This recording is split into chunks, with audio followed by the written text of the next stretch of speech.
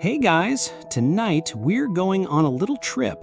A cold case, the coldest of the cold, in fact. Forget your true crime podcasts for a minute. We're not talking about a missing person from suburbia. We're talking about a 1,400-year-old murder mystery where the victim is one of the most influential men in history. The suspects are the people closest to him, and the key witness might just be God himself. Yeah, it's gonna be one of those nights. So, before we dive into the deep end, do me a favor and hit that like button if you enjoy history that bites back. And let me know in the comments where you're watching from. I'm always curious. Now, dim the lights, put your phone on silent. You're not gonna want any distractions for this one. All right, let's set the scene. The year is 632 AD. The place, Medina. The prophet of Islam, Muhammad, is dead. The official cause, a lingering illness. But even within the earliest Islamic accounts, there's a darker story. A story of poison. A story of murder. But who did it? For centuries, two competing narratives have been passed down, whispered in mosques and debated in hushed tones.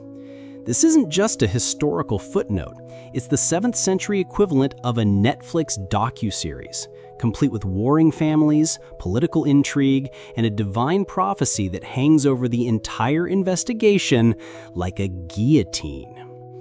So tonight, you're the detective.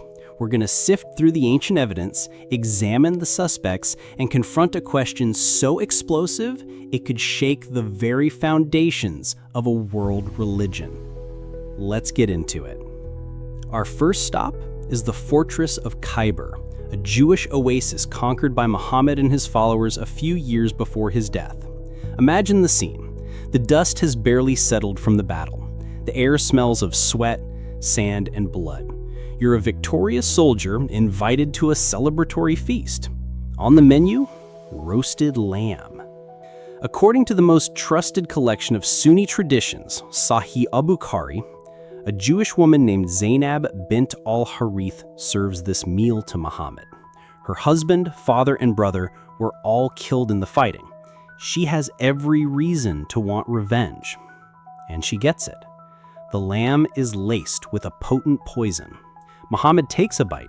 So does his companion, Bishr ibn al-Bara.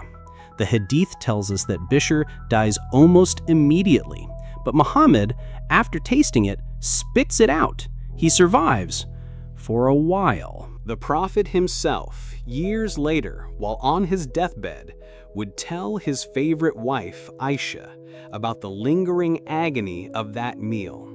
In Sahih al-Bukhari, number 4428, he says, "O Aisha, I still feel the pain caused by the food I ate at Khaybar, and at this time I feel as if my aorta is being cut from that poison."